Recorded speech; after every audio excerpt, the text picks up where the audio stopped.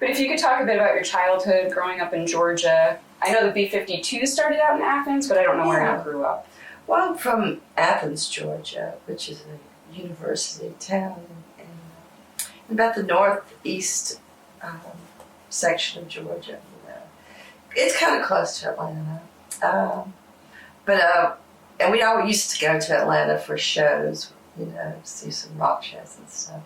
But we had a few acts come through back in the 70s. It was interesting. I think my first live show, I was about 14. I went to see Jethro Tull at the Universe, which was really cool. But it was really psychedelic, And, there was, Athens was kind of art.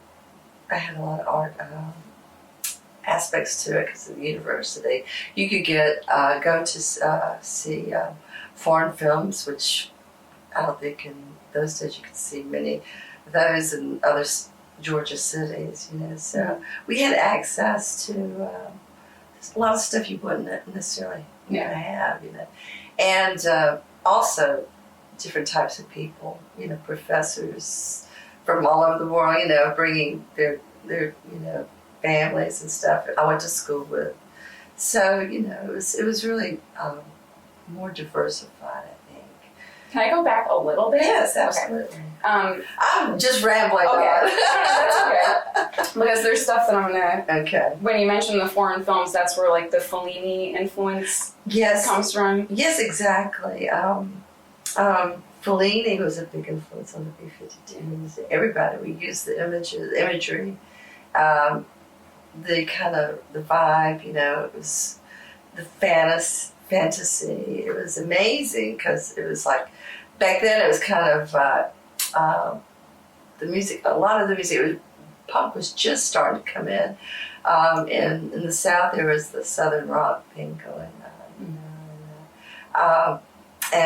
So it was very different for us to start doing hairdos and we weren't doing it to say, oh, we're going to be famous. It was kind of just to have fun, to do parties and just entertain ourselves, and it was kind of an arty thing, But we used to go to the PJ Auditorium, that's the name of it, and see different movies, and it was amazing. Also, the University Library was one of the biggest in the Southeast. You could go and look at old 60s Vogue magazines, and it was amazing, their collection, and you get ideas for fashion.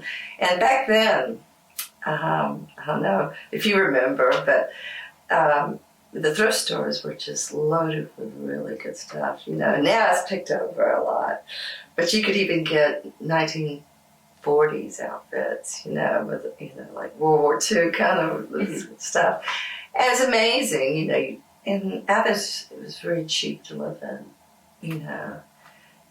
so you could do a lot. You had a lot of free time to socialize, go to parties, and do whatever you wanted. So it was a great lifestyle. Yeah.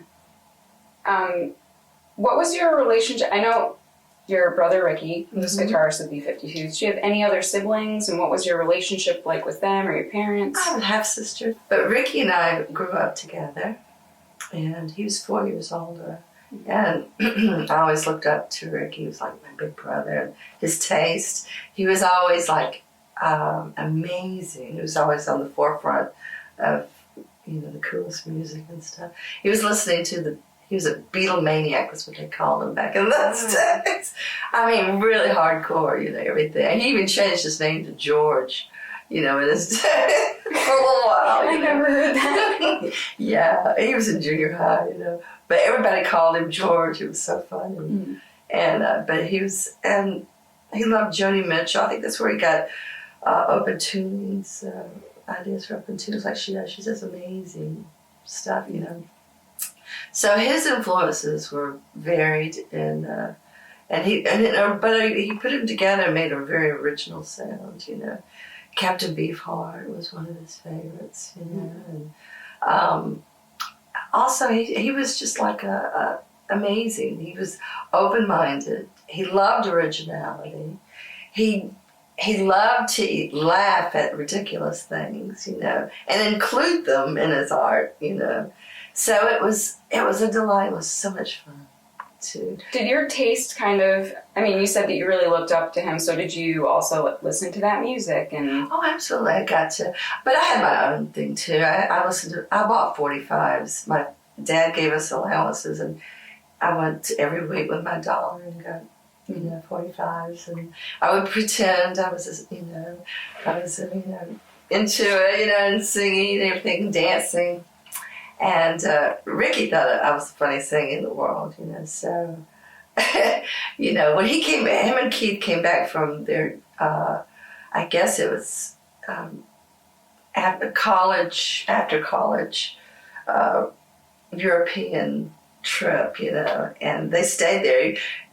Ricky went to school in Germany for a little while, and they lived in Greece for a little while, but came back to Georgia, and Ricky said, "Come on, let's do music." And we hadn't seen each other for a while, so it was great to hang out. We lived together in a small house with 5 Points in Athens, and that's when I met. I knew Keith Strickland for a long time. He was like a Ricky's one of the close friends, but we went out one night, and this is where I met Fred and Kate. Same night, I believe, or maybe not, but this is what I remember is going to the Chinese restaurant, and we, having this gigantic lava drink, a Polynesian drink with sterno on the top, and everybody had a straw, and we went back to a friend's house and jammed just for fun, and it was just hilarious. We were just like rolling on the floor. I think Rock Lobster already had the germ of that already came up there, and Killer Bees, which was my favorite song that was never really fully written, but we loved that on it. Had you graduated high school yet at that point? I did not. I was very, very young. Actually, the B-52s really started when I was about 20. Oh, okay. And I quit school and wrote home. Okay. But went on to, go back to... But so you had already started playing in the B-52s, and that was like a reason that you... I was 20, and, it was... I had no idea what I was going to do at that age. Yeah. But we were having fun. And was that your first band, or did you play in bands before? No, Ricky and I would jam together in his bedroom, and we would put Christmas lights around his bed and sit in the middle of it and pretend it was a stage. Mm-hmm. And we would do harmonies, and, he was a wonderful singer, too. Nobody knows that, but he had a great voice, too. We would harmonize and do that, And I stepped in some groups just jamming, but it was nothing formal. And had you always sang? I am. Been a singer? Yeah, yeah. Mm-hmm. And okay. Oh, you answered like a lot of the questions that I already had. Oh, I do always like to know. Okay. If people are introverts or extroverts. Oh, I'm definitely shy. You are? Mm-hmm. Okay. Because I always wonder, social lives or how you interacted with peers, or what kind of student you were before you joined a band. Obviously I wasn't a good student.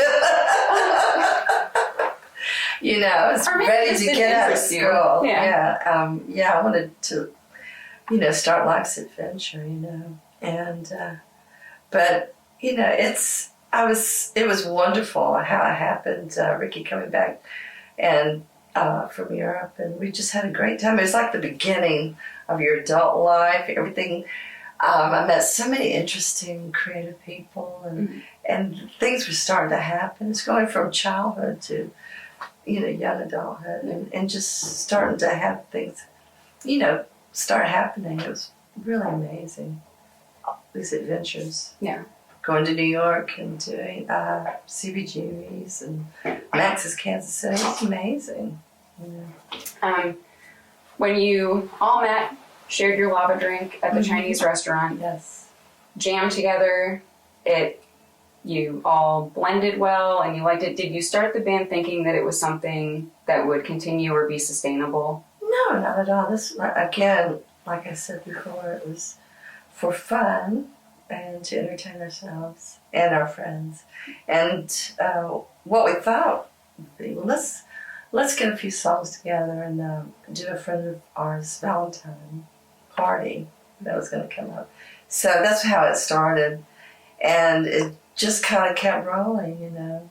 And Ricky, you know, he kind of planned about what we should do, and friends were telling us we should go up to New York, make a independent single, and that was how we started getting more people who know who we were. And in fact, it was one show, I think it was our 4th show in New York. We looked out the window at Hurrah's, and there was a line around the block. So the 45 had done its job, you know, and got more people to know who we were. And it was word of mouth, too. Mm-hmm. So yeah, no, I think back then especially, no internet and... No, not that kind of networking. Yeah. No. Yeah. So once you saw, I mean, I'm just visualizing the line around the block, and I was amazed. All these people were there for me. Was it because I consider, like, the B-52s are known as a new wave kind of party, fun band. You make people feel good. Mm-hmm. But had you heard about punk yet, or the punk scene? Yeah. We had actually. Sex Pistols came to Atlanta before they came anywhere else in the country. When they came over from England, that was a really, nobody did that come to Atlanta first. You know, it was always LA, New York, usually New York, you know. And so it was really cool. And also we saw Elvis Costello, Patti Smith, the Talking Heads, you know. But we had started just about the time that was going on too.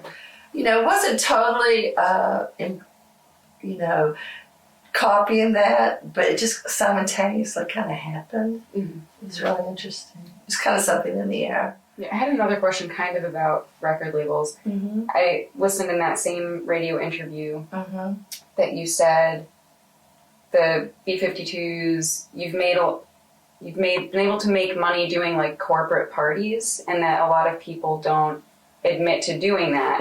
But if you want to like support yourself, well, to me, it's you have to Yeah. these days. I mean, that's part of it. There's no shame in doing corporates these days. Yeah. Gosh, to survive, yeah. No, it's a good thing. Corporates are good. But we have been conscious of not playing for certain companies. Mm-hmm. You know? Yeah. Yeah. But I mean, like, today versus back, it just seems like, it doesn't seem like the music business really exists. So is that even sort of necessary to do? Because oh my God, yeah. It doesn't seem like if you want to stay, you know, in business, you have to, you know, play for you know, companies sometimes. Mm-hmm. Very varied, what, you know, kind of circumstances. There's nothing wrong with that. I mean, yeah, I guess the romantic, you know, you want to be tough and just play, you know, certain thing that's kind of, you have to play everything. Mm-hmm. But, you know, you can choose who you play for.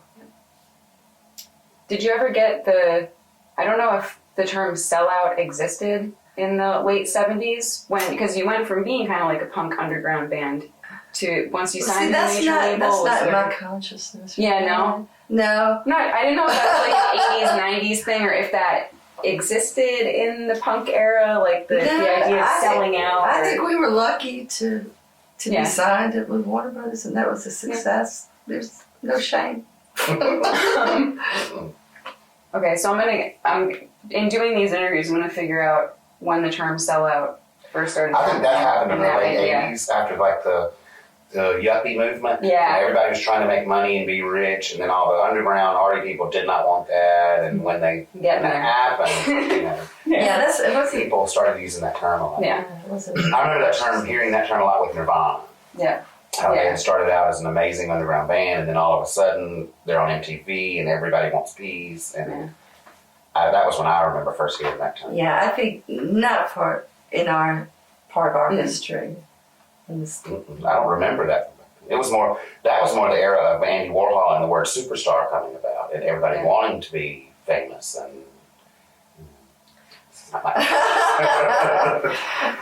did the B-52s want to be famous?